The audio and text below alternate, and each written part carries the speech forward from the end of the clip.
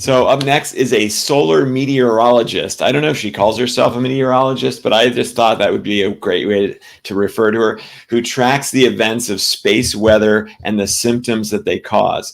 In 2015, she created the Ascension Diaries to track the solar flash in correlation with Schumann resonance and solar weather data. So here to discuss exactly that, let's please welcome Alexis Buck. Oh, Hello. hello. Thank you very much for having me. It's nice to see you again. Yeah, you too. We had such a nice chat the other day, and I'm excited to hear all that you got to say to us. I believe you have 30 minutes, Right. right? Yep. Okay. So take it away. Sure thing. Yes, thank you. And I got to experience the last bit of the previous talk, and I'm glad that we went into some medical astrology because that's another area I have been dabbling in through my own work as a space meteorologist or space weather support staff, is kind of what I call myself sometimes.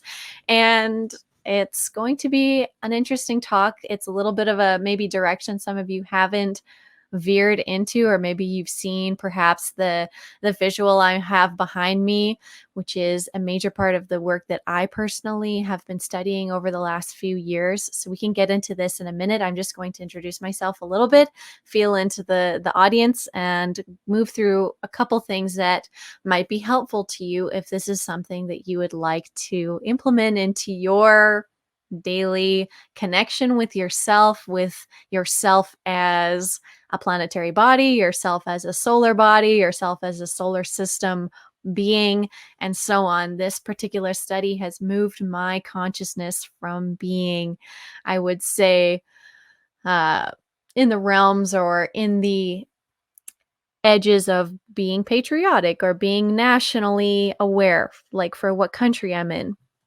And now I'm much more aware of I'm moving much more into the awareness of the entire solar system with this, and really as a global perspective of how the minds, bodies, and spirits of the planet, of the people and beings on it, are being affected on the daily basis based off of environmental factors that don't get talked about. So, rain and lightning and thunder showers are actually components of the cascading effect of solar wind and coronal mass ejections and solar flares. There is a lot of connection with cosmic goings ons influencing and interacting with our planetary, just by chance, a lot of it too, and not really, but the geometry of basically all of the planets, all of the stars, our own star and our own planet, our own satellite with the moon, satellites from other planets, I'm sure too.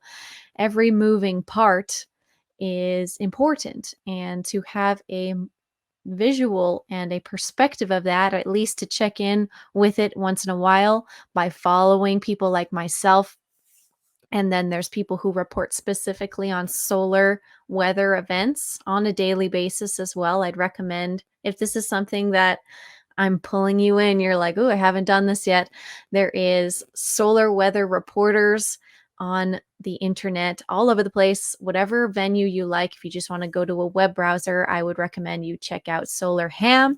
If you want to use an app on the daily, you can use Space Weather Live.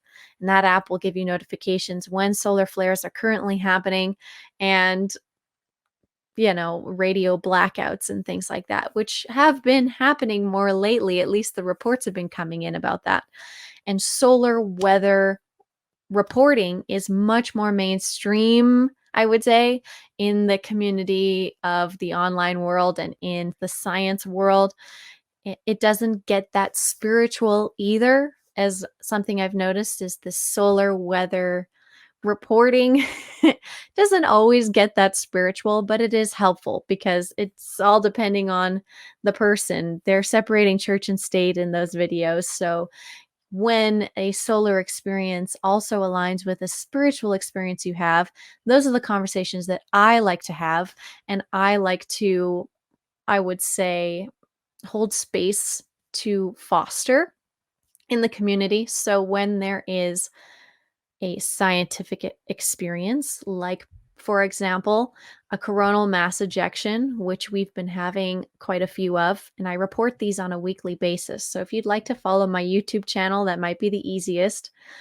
And that is Ascension Diaries. And every Sunday, I do a small report to review the week's space weather, including the Schumann resonance and EMF behavior, electromagnetic field behavior, that's being measured around the world through various institutions and for various reasons. I'm sure they're all posting them online publicly for free, pretty much up to date. The slowest one I see is like a 2-day delay, but all this public data, all of this electromagnetic field disturbance monitoring equipment is available online. I've culminated a lot of those resources. I check them as a group and I corroborate the data to see if it's a heavier or less heavy energetic event that is impacting the planet. And that's kind of what I've personally chosen to do. And through my show on Sundays, that's what you will see is I will line up all of these resources, show you the activity in all of them,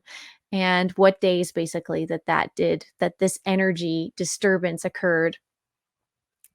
And this blog, this diary that I've been doing has been really helpful for people because they do come back regularly and they're often checking the data that I've collected and grouped up together and my opinion or my diary entry that I've made about the data, and they check it themselves regularly to reflect back what's going on in their own lives. And I like to offer that service to all of you, of course, because I give this service, I collect this data and I give my opinion, my somewhat informed opinion from about 5 years now, moving into 6 years of doing this basically in the internet realm, which is just a lot of it is up to chance, but now we know about algorithms, but still there's a heavy, happy, boisterous community of people I'm growing and it's becoming more popular on platforms like TikTok and so on that are coming up for the newer generations of creators in a way on the online creative space. Your opinions about the backgrounds of these spaces aside, the public forum is where we're trying to bring this conversation and collect more data about the space weather, because most of us and a lot of people who I'm now friends with and who follow my data realize that the space weather influences our lives, and it influences the lives of people who don't give a single shit about what is happening in the world. Still, they're laid out on the couch that day. And there is many different avenues like astrology, which is additionally important to space weather because they're connected. But there are other factors of healing and other modalities out there that are helping people track their hormonal cycles, their emotional cycles, the moon cycle, the even the gut cycle, like gut bacteria cycle, and the parasitic cycle in your body, and all of these cycles. Like everyone is monitoring certain cycles. Many of us have kind of come into roles of monitoring certain cycles, sharing it with the collective, so you can go online, scroll through, gather a ton of data that other people have mined for you, so you can make informed decisions about your life and about your health. And I believe that this information, this solar weather, and as well as the Schumann resonance, or at least the EMF disturbance monitoring systems, should be more publicly shared.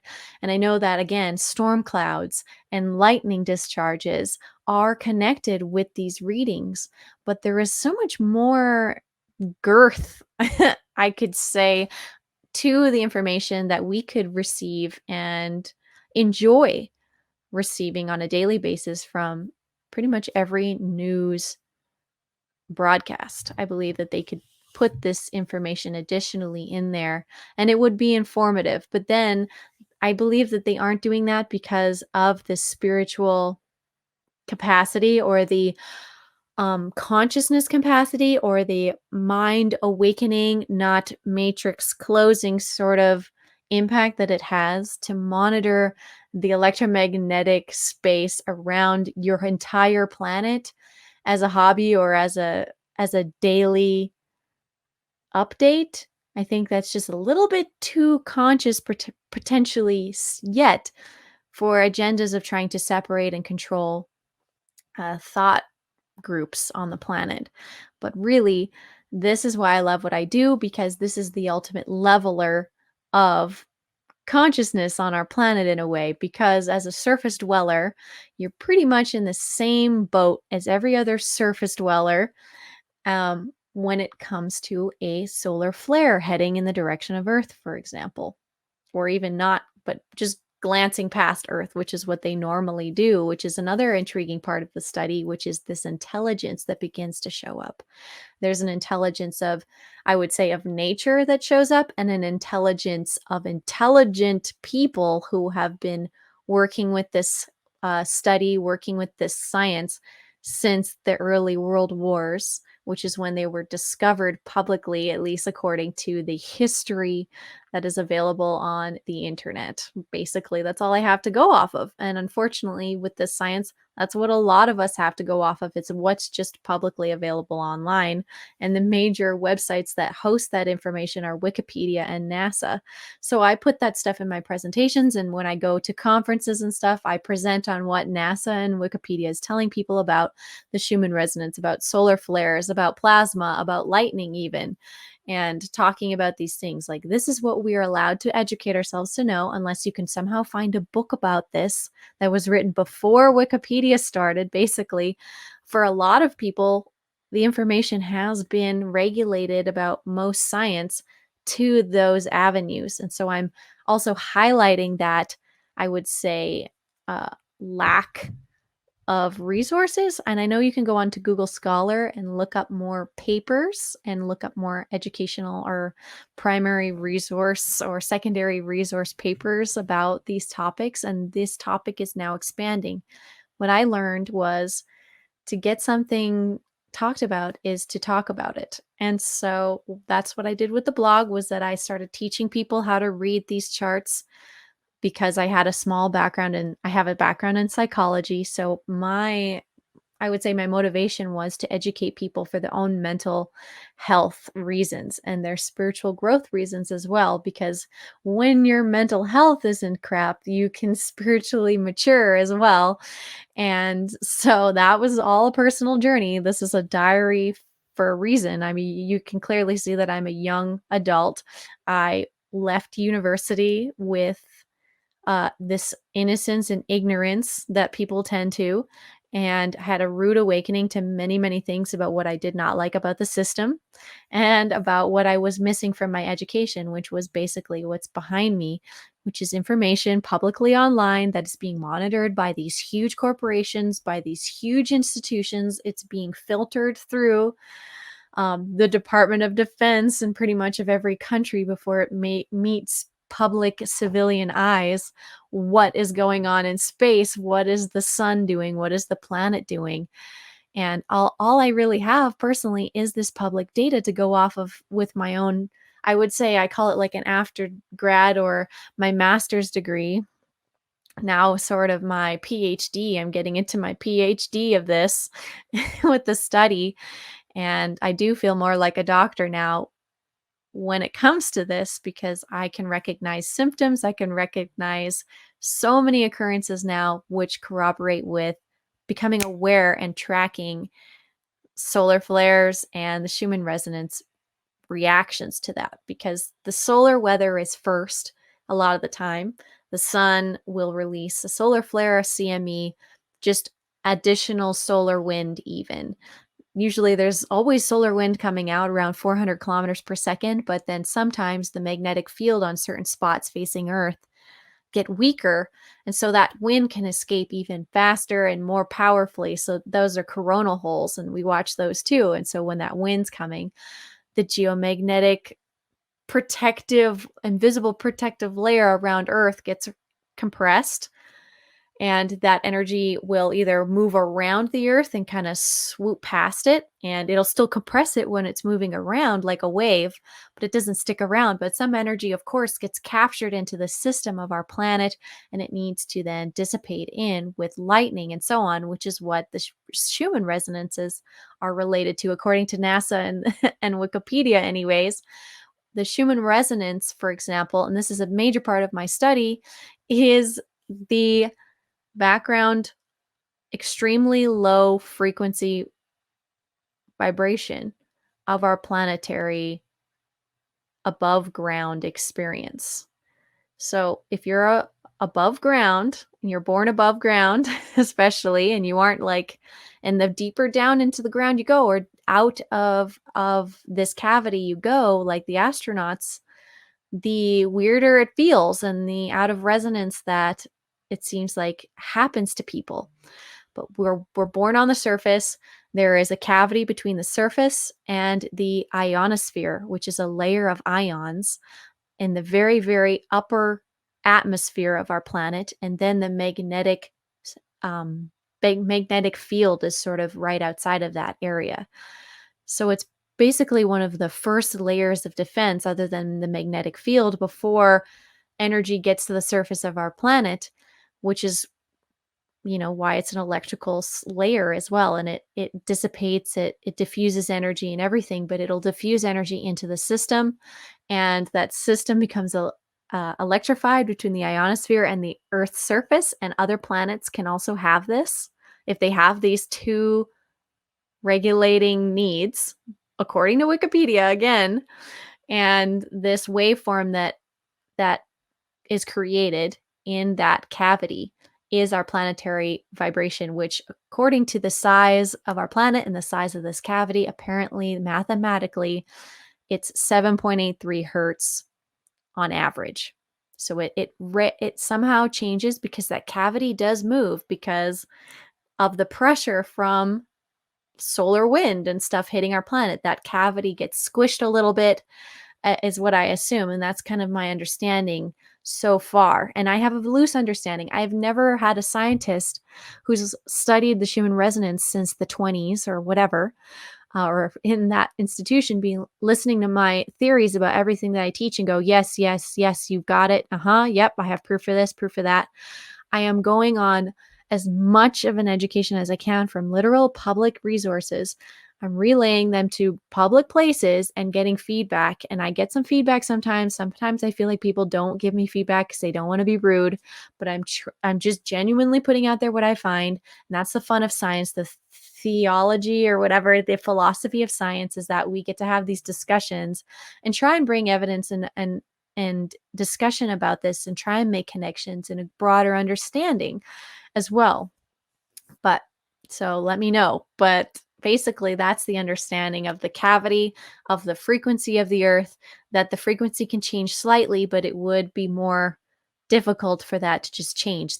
I'm assuming the size of our planet would literally have to change, or the size of that cavity, for that 7.83 rotations per second. If you imagine, a frequency, you see it in 2D, it looks like this, or sine wave. Well, what it actually looks like if it's coming directly at you is that it's rotating and spiraling towards you. And how many times it rotates in a second, that's its frequency. That's what hertz is. So 7.83 times before a second hits, that's what our planetary sphere is kind of humming at on the low key. And behind me, if you see this horizontal line that's right here, as my one example, that is the background resonance all the time. There's other horizontal lines. Those are the other Schumann resonances. So the first one hits itself, doubles itself to 14, hits itself again, doubles itself in a way to 21. And it's the mechanics of a bell, basically, but with more complications, because the Earth is obviously more complicated than a bell. But with this cavity, there is a dynamic and a mathematical understanding where that first frequency basically has its own scale while it kind of dissipates. And it hits these other notes, the Schumann resonances. And that is the study, the Schumann resonances. But the first resonance, 7.83, is usually the strongest. And as a psychologist, it was interesting because it lies in the brainwave range of basically theta and alpha brainwave states. So that's meditative, sort of just woke up, to don't have any real instructions or stress, but I'm walking around like making your cup of tea, kind of thinking, morning meditation sort of brainwave style. So that's very natural human state. When you're in your natural happy state, human state, you know, in the morning when you just woke up, that's kind of the vibration of our planet all the time on the low key, apparently, on the background. But when this cosmic energy comes in and excites the circuit, these natural frequencies based off of the shape of our planet get louder. And this loudness is what's interesting to me, because the louder a frequency is, the more powerful it becomes to the environment around it. So imagine the sun, for example, or our planet. Imagine our planet is ringing low key at 7.83 hertz all day, because we're walking the surface. Our brains are above the surface. We are somehow on a very low level experiencing and are in harmony with these vibrations of our planet, including in our brain. And there's a process called entrainment, which, if you are I would say, in the range of a frequency, if that means your instrument can play a certain frequency, and our bodies can play and experience quite a few frequencies, but not all of them for sure. Like our visual spectrum, we can only see so many or hear so many. But if they are in range of our instrument, if it becomes the loudest thing in our environment, our body will automatically start resonating with that thing.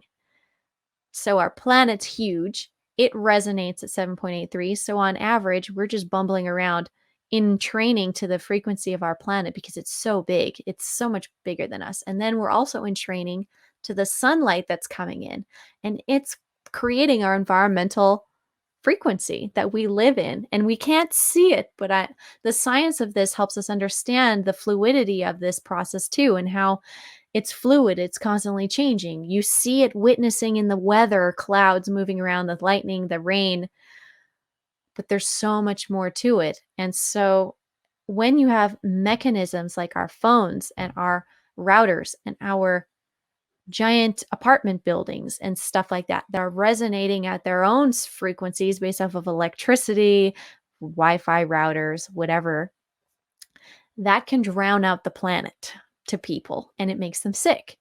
There's a reason why most woke people are like, I'm moving to the woods, because the resonation in the woods works with our instruments better.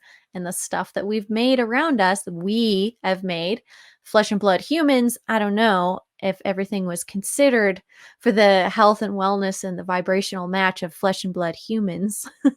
As we're learning, some things are incoherent and making people very sick.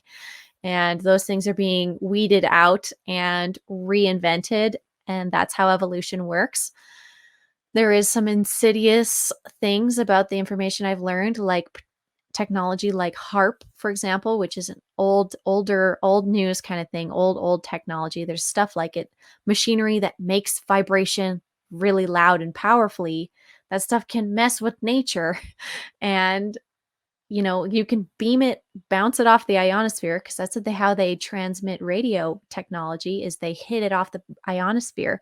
And so they'll buzz it to make it thicker or make holes in it so they can send frequencies and signals using this layer of ions. And if you bounce it over a country and you make the brainwave, or you make the frequency brainwave unhappy land, like high beta frequencies for days and days and days at no end, people will lose their freaking minds, and they won't even know why they're so stressed out. They just need to get stuff done. And they can psychologically mess with people, and people have no idea their brainwaves are being manipulated. And that's the struggle with TVs, and that's the struggle with blah, blah, blah.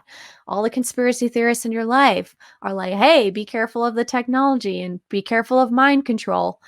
And I'm witnessing that. Psychology, history, we've learned about mind control. Psychology is basically the only public cutesy face side of what mind control study is.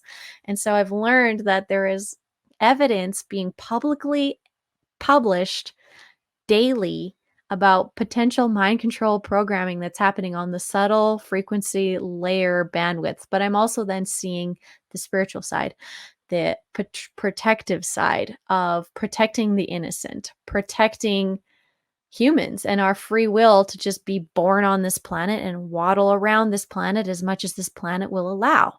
We're not allowed to beat each other up, and infringe our free will, but the planet's allowed to blow up a volcano and melt people. not as many hard feelings because that's nature.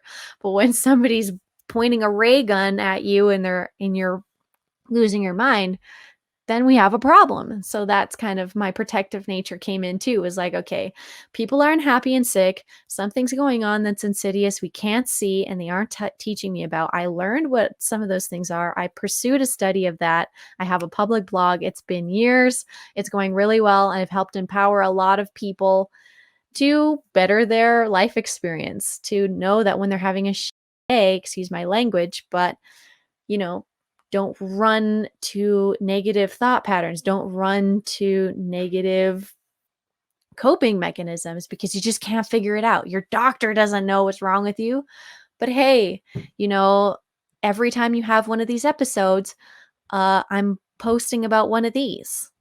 And you're like, what does that even mean? What is the collaboration there? And these show up right away, usually right after solar flare and CME activity happens on the sun, which is important because the sun's corona extends basically to our planet already. Like we are in the heliosphere of our sun, like we are touching it in a way all day long, all the time, which is obvious because sunlight, you can see it touching us. But the planet turns and it doesn't touch you as much, but it still does when we're sleeping because the side being radiated by the sun can also get bursts, and that will travel through the whole cavity, the whole bell, the whole ionosphere cavity, and just ring you out of bed. And that's why following Russian charts while I'm living in North America doesn't seem to have caused any issues in my study, because even if the blasts do happen throughout the night, and I'm not saying you can't sleep through them, you can see here this lower range. Okay, for example, this chart starts at 0 hertz at the top, goes all the way to 40 hertz at the bottom. So you're watching the behavior of 0 to 40 hertz from the top to the bottom, and from left to right is time. So over time. So this area right here, for example, this top section, like behind my head, but top section, that is your delta brainwave section right here. That's from like 0 to like 3. And right here is Schumann resonance. And this whole area, all these areas can be linked up to your brainwaves. Down here is gamma.